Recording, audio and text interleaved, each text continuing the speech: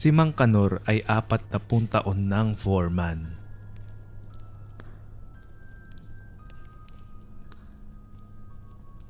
Sanay na siya sa amoy ng krudo, sa init ng welding machine at sa ingay ng mga heavy machinery.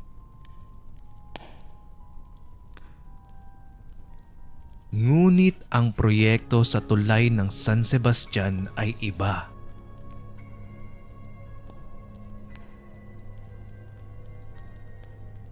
Mula sa unang araw, tila ayaw ng lupa na patayuan ito.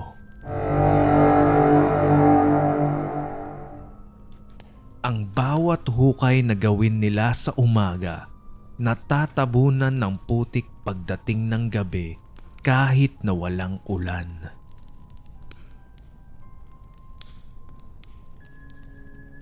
Isang gabi, 12:00 ng madaling araw. Ipinatawag si Kanor ng mga foreign contractors sa site. Doon, sa ilalim ng malamlam na ilaw ng mga floodlight, nakita niya ang 3 bata.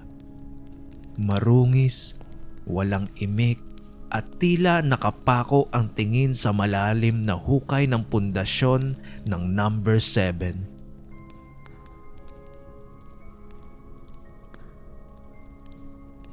Bago pa makapagtanong si Kanor, tinakpan ng isang gwardya ang kanyang bibig.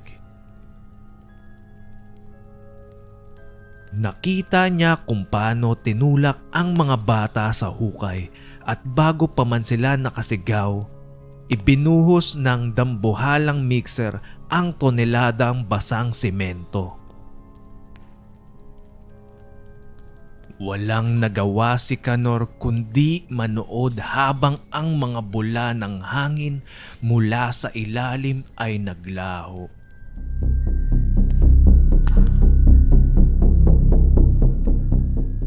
Makalipas ang 10 taon, ang tulay ng San Sebastian ay naging pinakamahalagang daan sa probinsya.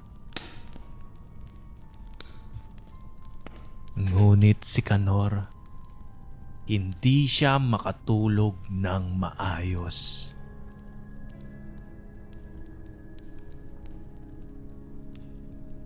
Isang gabi, habang nagmamaneo siya pauwi, tumirik ang kanyang sasakyan sa mismong tapat ng pundasyon na number 7. Nakakabingi ang katahimikan. Maya-maya, parang nakarinig siya ng isang mahinang tibok ng puso mula sa simento.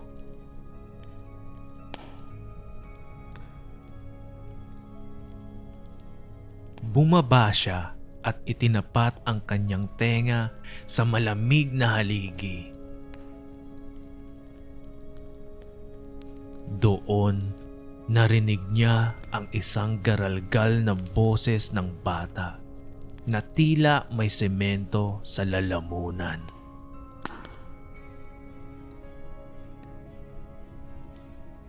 "Tay, ang bigat ng semento.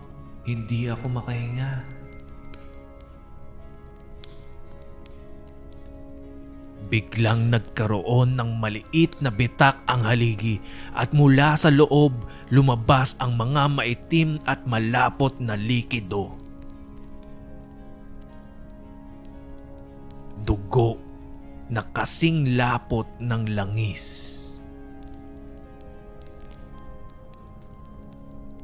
At sa loob ng bitak, nakita ni Kanor ang isang nanginginig na mga mata ng bata.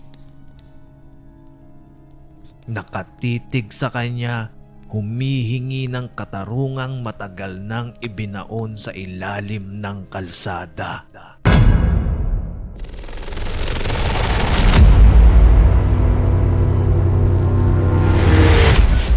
Pinoy Scary Stories.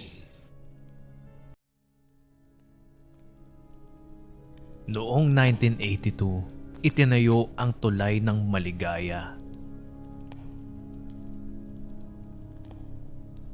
Ang sabi ng mga matatanda, ang bawat malaking tulay ay may espiritu na dapat pakalmahin.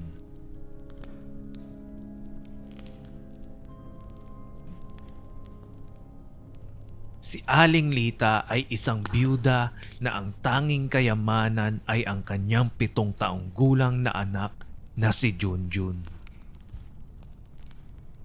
Tuwing hapon, hinihintay ni Junjun ang kanyang ina sa tabi ng ginagawang tulay, suot ang isang pulang laso sa kanyang braso.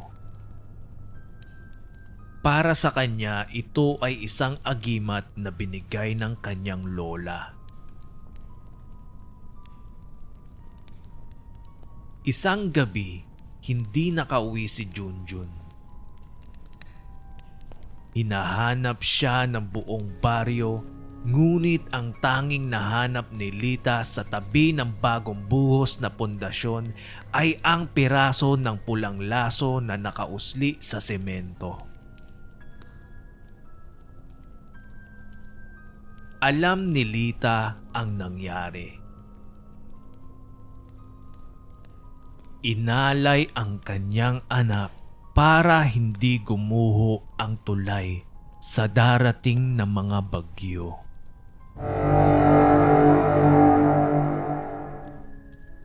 Lumipas ang 4 na dekada.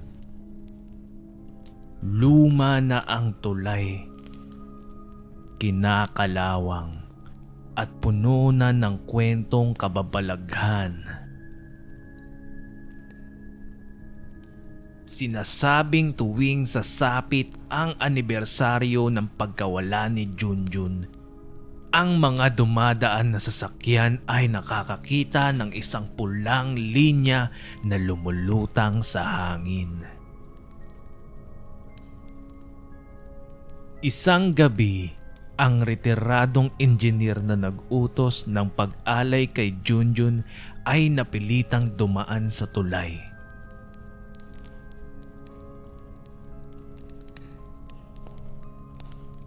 Biglang kumapal ang hamog sa gitna ng daanan. May nakita siyang isang maliit na figura.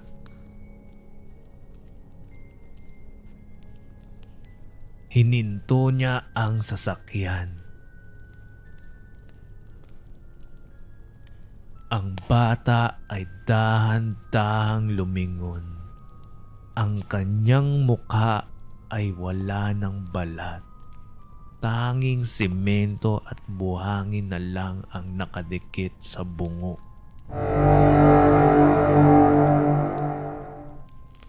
Kinuha ng bata ang kanyang pulang laso at dahan-dahang itinali ito sa leeg ng engineer. Hindi makagalaw ang matanda. Tila naging semento rin ang kanyang mga binti. At ang huling narinig ng mga residente sa paligid ay tunog ng pagkabasag ng buto.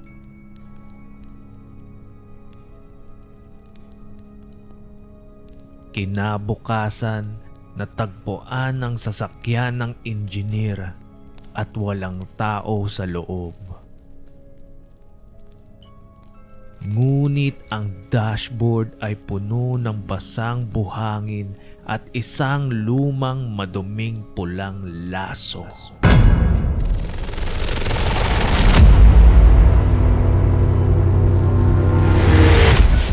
Pinoy Scary Stories. Si Clarissa ay isang journalist na hindi naniniwala sa multo. Ngunit naniniwala siya sa korupsyon. Sinusundan niya ang track record ng Apex Construction, isang dambuhalang kumpanya na nakakakuha ng lahat ng kontrata sa gobyerno.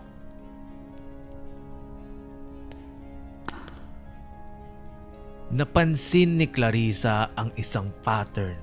Sa bawat groundbreaking ng kanilang mga tulay, palaging may naitatalang mass disappearance ng mga street children sa paligid. Nakuha ni Clarissa ang blueprint ng isang itinatayong tulay sa Maynila. Sa gitna ng mga teknikal na guhit, may mga kakaibang simbolo, mga occult sigils na hindi dapat naroon.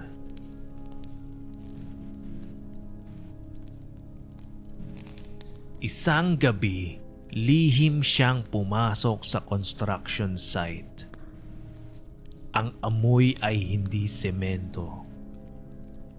Amoy na bubulok na karne na hinaluan ng kemikal. Habang nagtatago siya sa likod ng mga drum ng aspalto, nakita niya ang mga trabahador na parang mga sumasamba sa isang ritual. May bitbit silang mga sako na gumagalaw. Nang buksan ang mga sako, lumabas ang mga batang walang malay, tila turok ng kung anong gamot. Hindi sila pinatay sa saksak. Sa halip, itinali sila sa mga bakal na gagawing skeleton ng tulay. Sila ang gagawing pundasyon.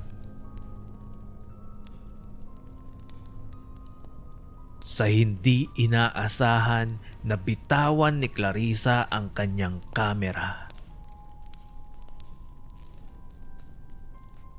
Lumingon ang mga trabahador at nakita ni Clarissa na walang itim ang mga mata nito.